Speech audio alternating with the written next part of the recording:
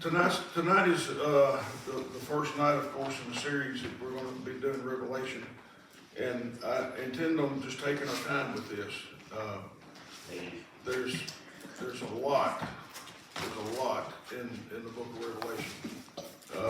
I taught this 20 years ago, probably, and so much has changed since then. So actually, so much that this is adapted off of Melvin Poe series that he did. And but what I found is when I started putting this together is even the series that he has done is totally out of date in a lot of areas. A lot of things have already been fulfilled. A lot of things that he talked about have already come to pass, or we're in the midst of it right now. So I've had to really dig and do a lot of research, and Mason as well. He's helped me from a historical standpoint. Y'all know he likes history, but from a historical standpoint, he's dug and really dug in to get some information as well. But tonight's a little different. Rather than diving right into the book of Revelation, chapter 1, there's a significance throughout the Bible, for that matter, but particularly in the book of Revelation. God put significance on numbers. Numbers mean a lot to God, and He's an orderly God. Things line up. He's got a time and a place for everything, whether we agree with it or whether we understand it or not. It's in His time and in His place. So I want to go through a series right quickly of some numbers tonight. We'll get it as far as we can, with this, and we should get through this tonight, and we may get it starting in chapter 1. If not, we'll hit that next week. But I want to talk about something. Here I am already forget to click.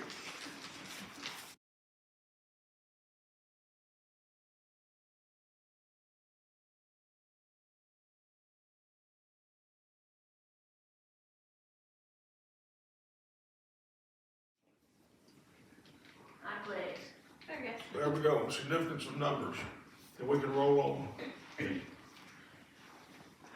Yeah. Okay. It's not clicking for you.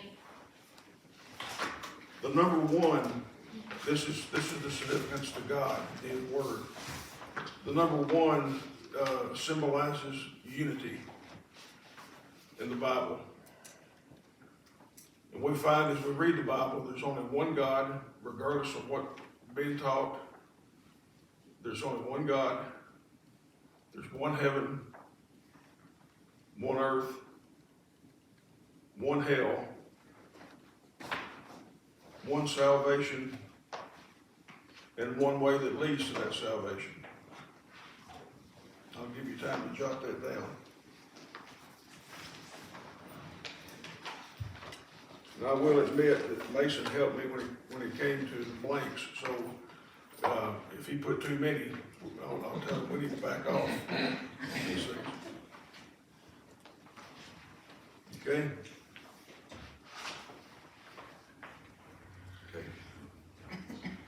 The number 2 in God's book signifies witness. And we know that Jesus is the faithful witness. But the Bible tells us that where 2 or more are gathered together, that He'd be in the midst as well. We have a contrast, or God has a contrast to the Old Testament and the New Testament. So we have 2 testaments.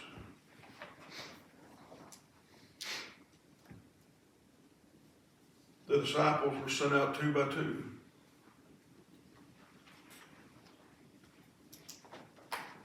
And as we venture on deep into the book of Revelation toward the end, chapter 20, we'll be talking about the 2 witnesses that'll be in the end time and discussing who those may be.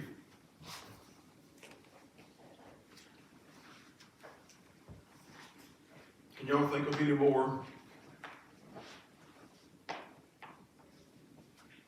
examples in the Bible where God uses 2s? The animals in the ark, 2 by 2. 2 by 2 with the ark, exactly. And this is an overview. I mean, there's all kinds of stuff throughout the Bible. If we went and listed everything, we'd be here all night long. Okay, I think that's right there. that's good. The number 3, that's the divine number of God. We talk about the Trinity, the Father, Son, and the Holy Spirit.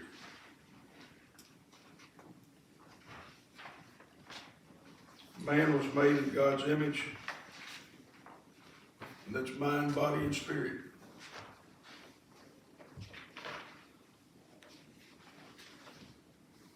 The Bible tells us that Jesus was raised on the 3rd day.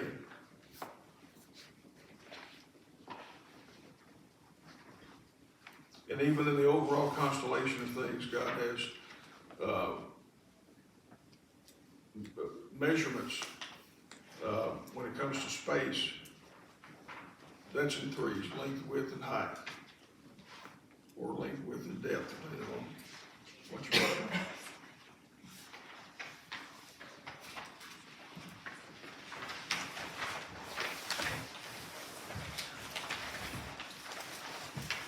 The number 4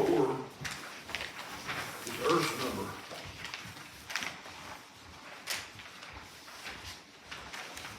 This earth belongs to God. He created everything. Everything that we see, smell, taste, touch, hear, God created. And one of the things that He did with this earth is He gave us 4 seasons.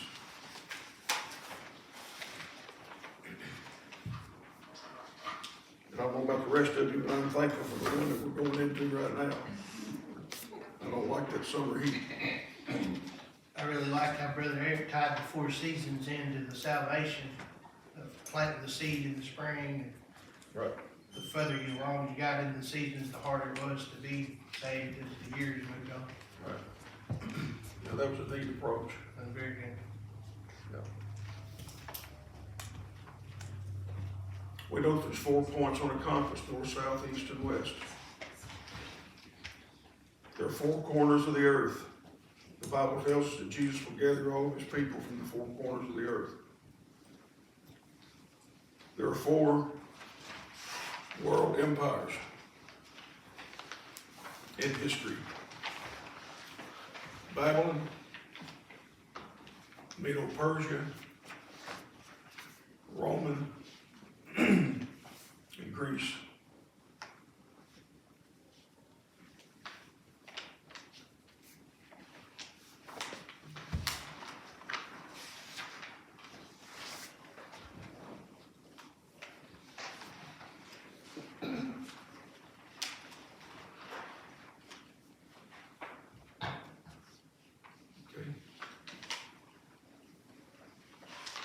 If I go too fast, you'll just give me hold your hand up, a stop sign.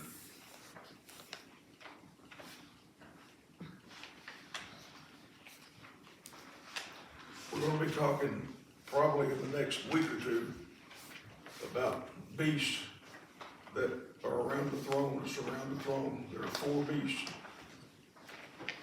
around the throne.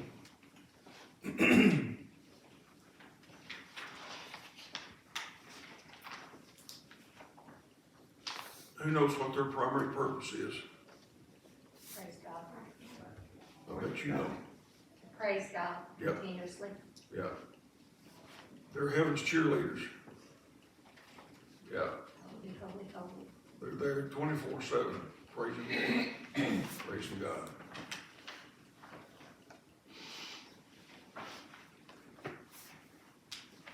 We're going to see that the number 10, I'm jumping ahead just a little bit, the number 10 is the number of completion. When you take 4 and multiply it by which is the number of the earth, and you multiply it by 10, which is the number of completion, you get 40. And in just a few minutes, we're going to talk about the number 40. I've got several examples of the number 40 throughout the Bible that's very significant. And I see heads nodding, so you already know some of those things that we're probably going to talk about here in just a few minutes. The number 5 is a partial completion number. If the number 10 is total completion, then the number 5 is going to be a partial completion. 5 is not used a whole lot in the Bible, but it is used some. What God begins, he finishes, and we double the number 5 to confirm the number of completion, which I just said was 10.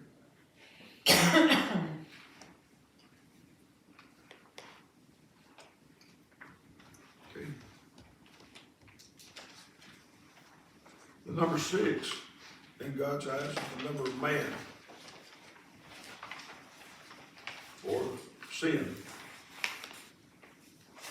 Man was created on the 6th day. The number of the beast that we will be talking about again later on as we get into Revelation, 666.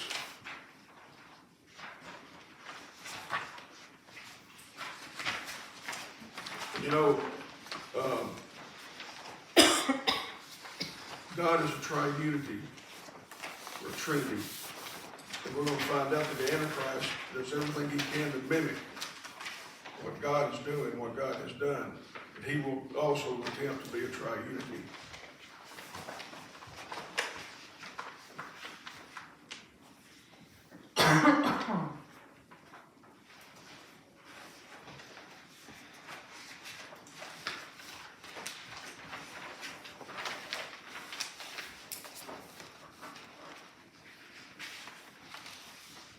The number 7.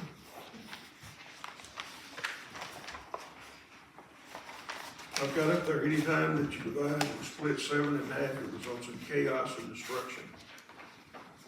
We know that when the tribulation period, which is a 7-year period, that it's split into 2 segments. First 3.5 years is with mercy. The last 3.5 years is without mercy. So the last 3.5 years, when you split the number 7, that last 3.5 years is going to be chaos and destruction.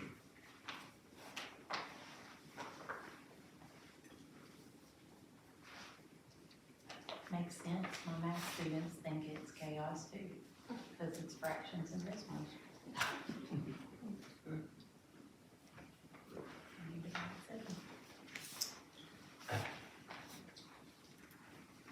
There's 7 days in a week. There's 7 notes on a musical scale. 7 times Joshua marched around Jericho. There's 7 parables that Jesus taught in Matthew. As I said, 7 years of tribulation, and then Daniel's prophecy of 70 weeks. That's the number 7 again times 10, the number of completion.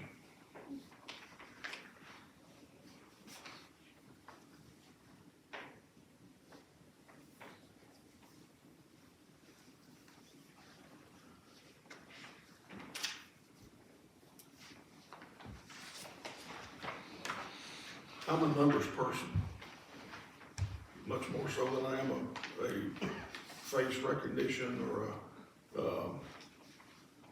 anything else. I've always been a numbers person, and so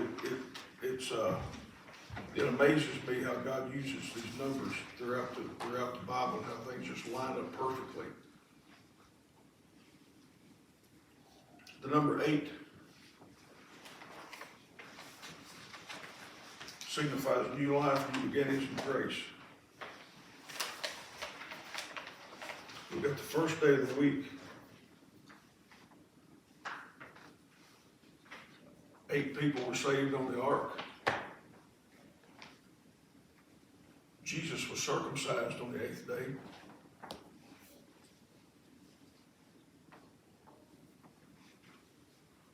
And Christ arose on the Sabbath, 8th day of the week.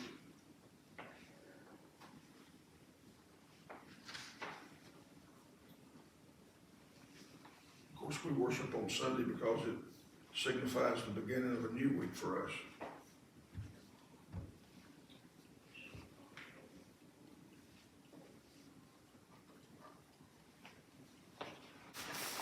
The number 12, this is God's number for government. There are 12 gates to enter Jerusalem. 12 gates to enter heaven. 12 apostles in the New Testament. 12 patriarchs of the Old Testament, 12 thrones in heaven,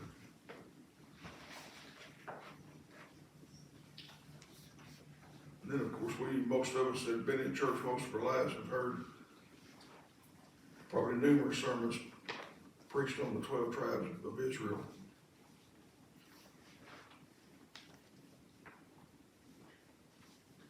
And we'll get into those more later as well.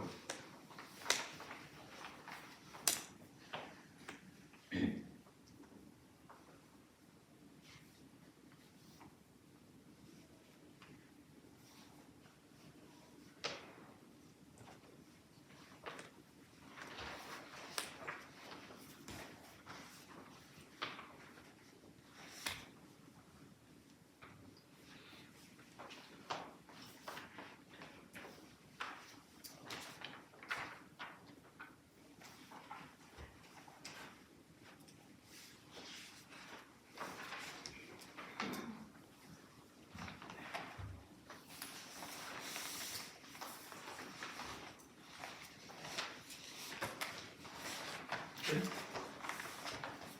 Ready to roll? Here's the number I promised you, number 40. I've got several examples, and I find it's a tad to put the pen down and stop, because there's so much in the Bible that relates to the number 40. The Israelites spent 40 years in the wilderness.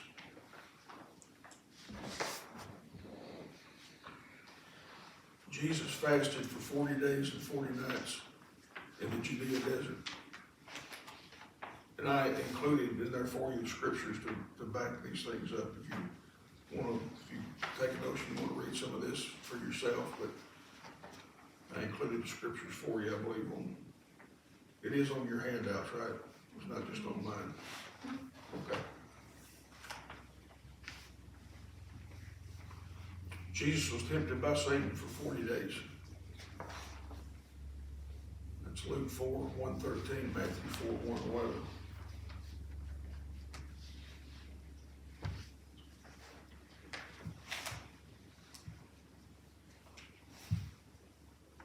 God flooded the earth with rain. How many days and nights? 40.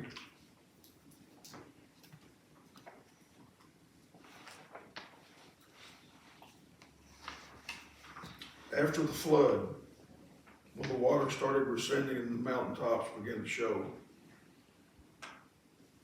Noah waited for 40 days before releasing the raven.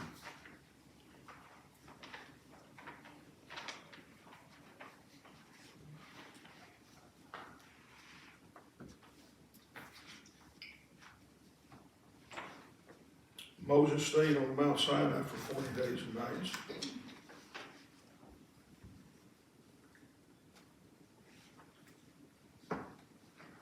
The practice of Lent is 40 days preceding Easter.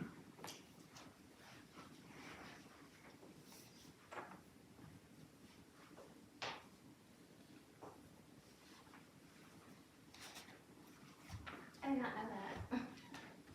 I didn't know that. Yeah.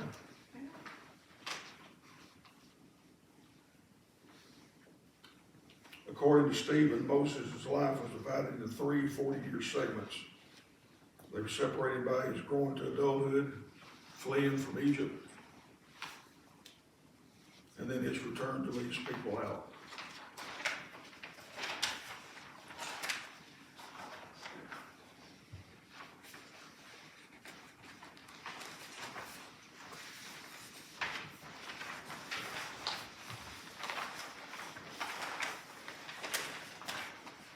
Moses sent out spies to explore the land of Canaan. And how long did they stay out? 40 days.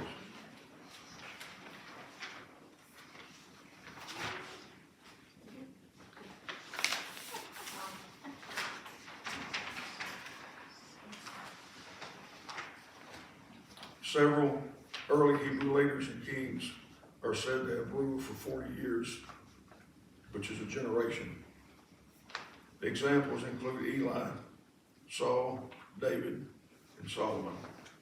And I'm giving you scriptures for those two.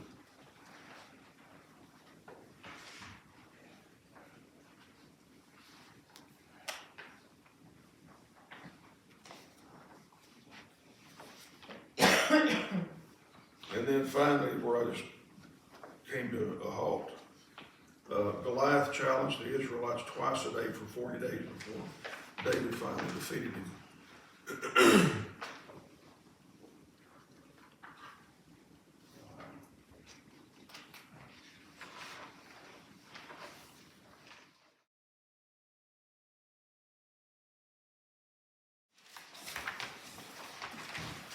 And we could go on and on and on with numbers, how significant they are to God.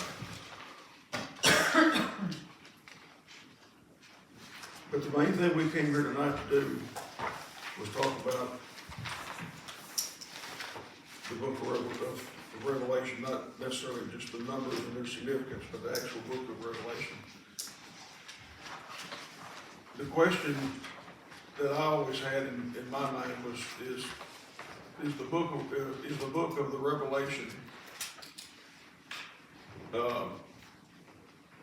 is it realistic or is it symbolic? And the answer is yes. It's both.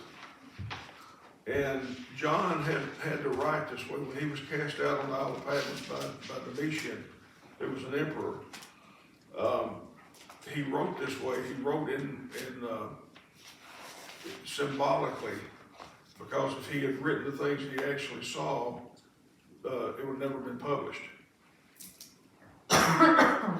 I don't know whether the people that this was sent back to, that actually it got published, whether they thought he was just a crazy man, or I don't know what they thought, but thank God it did get through. It got published for us, because blessed are the people that read that book and try to understand it.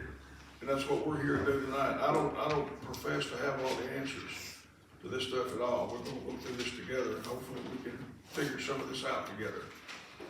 But be in prayer about this series, because there's a lot of material here, and I don't want to lead anybody in a wrong way with this stuff. I want to try. I've done what we're doing between Mason and I. We're doing all kinds of research. At 3 a.m. we're still up doing research on this, trying to get things down as fine a point as we possibly can. The book of Revelation is broken, or we can break it down into three segments. And I added a structure and overview, which is found in Revelation 1:19. I added a scripture down there that says, "Write the things which thou hast seen, the things which are, and the things which shall be in the hereafter." So John is commanded by the Lord to write down the things that he sees, which the things that were at the time.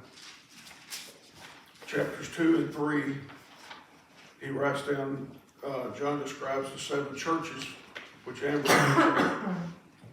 That's the things which are. And in chapters 4 through 22, which is the rest of the book of Revelation, John writes of those things which shall be in the hereafter. And that's what we're going to get into talking about, the Great Tribulation period. Okay? So, there's a plan of the book, there's the penman of the book, there's a promise in the book, and there's people for whom the book is written. And we're going to try to hit all these as we go through. Now, I said earlier, John was cast on the Isle of Patmos by Domitian, which is a Roman emperor. He was the last member of the Flavian dynasty. I'm just giving you a little background. This is not in your notes, I don't think.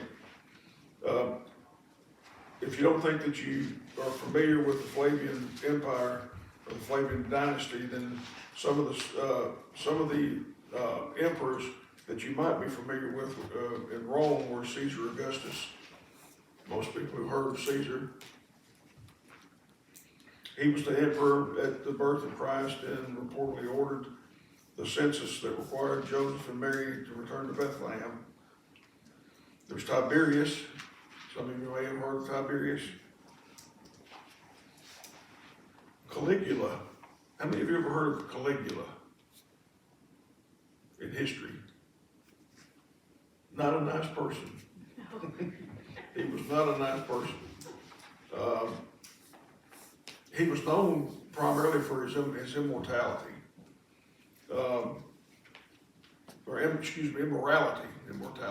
Immorality.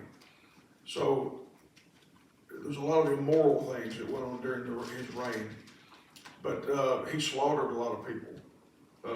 He was known for killing.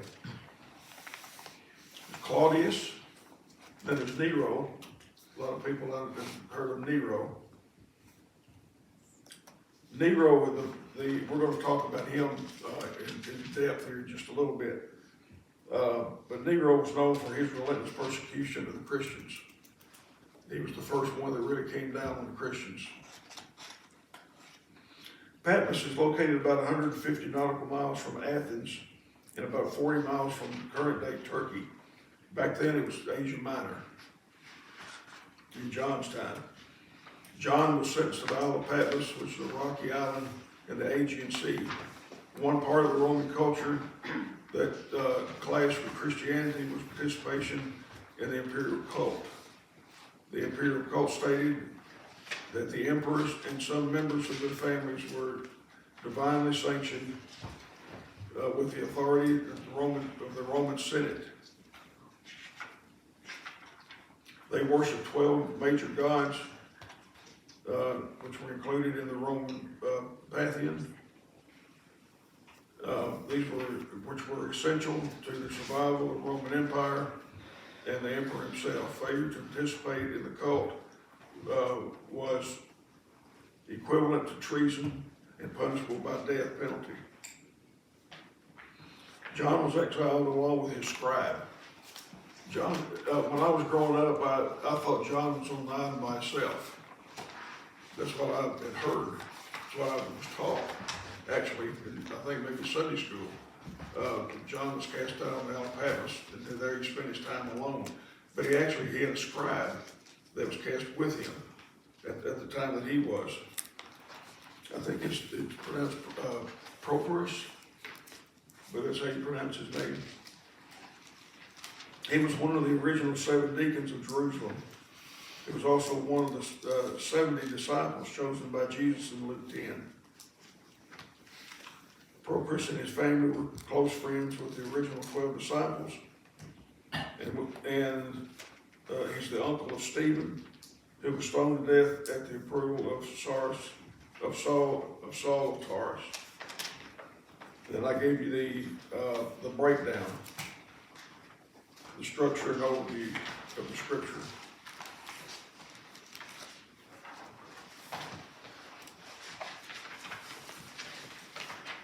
Did we run out of film?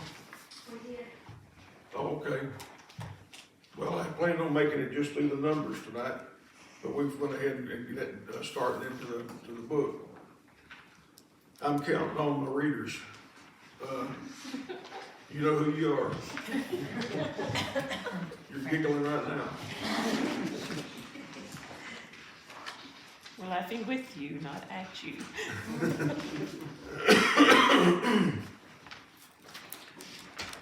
Regardless of what version of the Bible that you use, how many of you Bible says the revelation of John?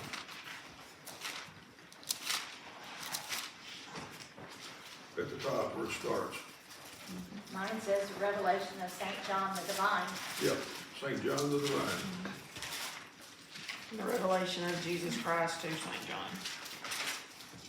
Actually, I don't want to quote the Bible as having a misprint.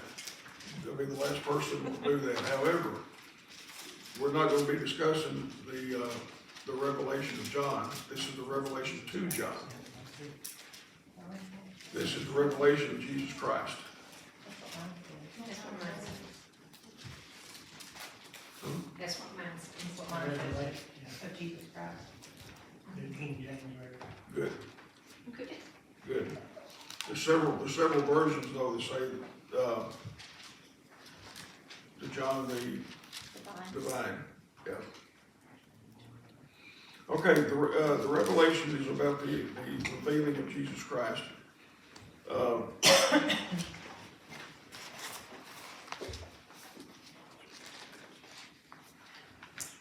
We're going to be studying a side of God that was seen somewhat in the Old Testament, but not nearly to the extent and the severity as we get into the tribulation period. And that's the wrath, the full wrath of God. And God, I want to make this clear, the wrath of God is not him reacting out of necessarily a knee-jerk reaction or an intense anger necessarily toward people in general, but it's a reaction to us basically spitting upon his holiness, turning our back on him. And we will get into that more as well. We're going to get in, I'm going to go ahead and start tonight. We've got a few minutes left. I want to go ahead and start. Revelation chapter 1, key words and translations. Y'all have this in your handouts? Okay, we just don't have it on the screen. Verse 1, if somebody would read verse 1.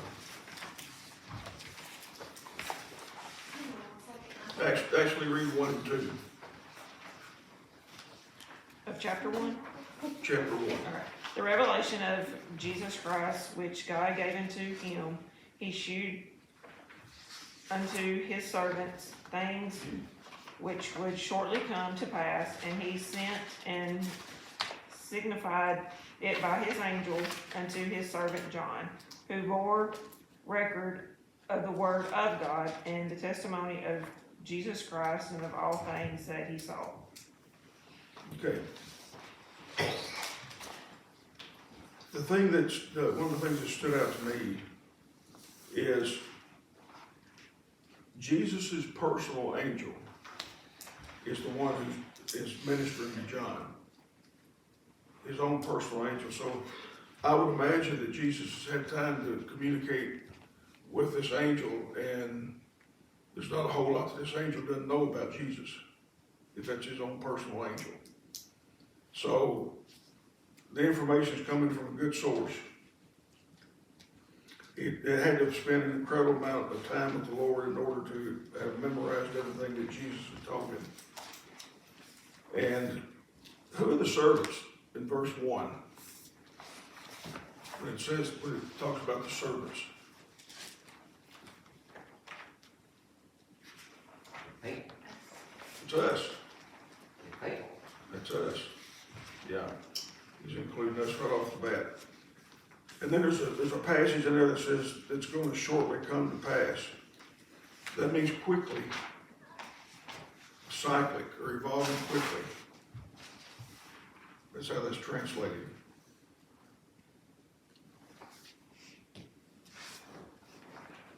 The word signified. The meaning or idea expressed by a sign. Signified here is translated as sign or symbol.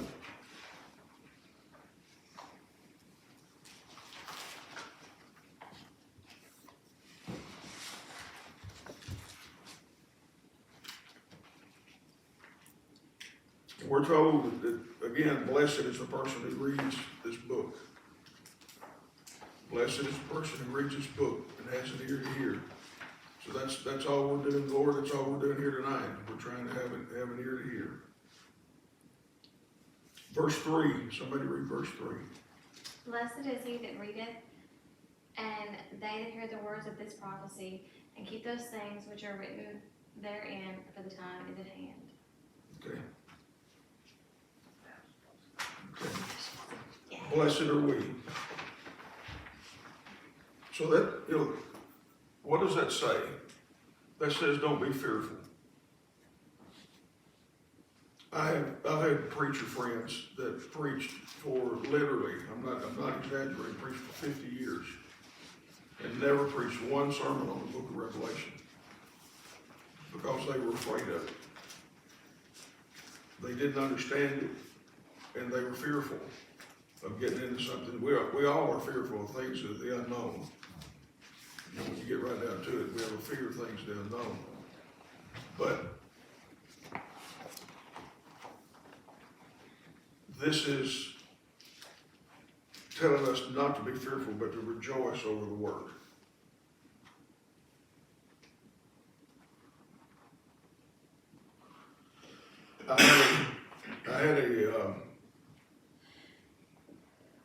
I had a map that I was going to show you. We'll have to do that next week. And I'm sorry, I thought we had more PowerPoints on there than what Mason downloaded. But I was going to show you the 7 churches and where the Isle of Patmos is located. And we'll walk through that.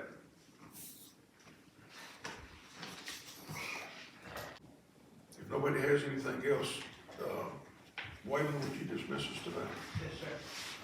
Heavenly Father, Lord, we thank you for this day. We thank you for allowing us to gather in your house, Lord, and just study a portion of your word. Lord, we ask you that you be with Mr. Mike and Mason, Lord, as they put these studies together, Lord, that you'll just use them as vessels to help us better understand your word, Lord, and Lord, just put it on our hearts to be able to go out and share it to others, Lord. Just lead, guide, and direct us in all that we do, Lord. Forgive us where we fail you. It's in Jesus' name that I pray. Amen. Amen.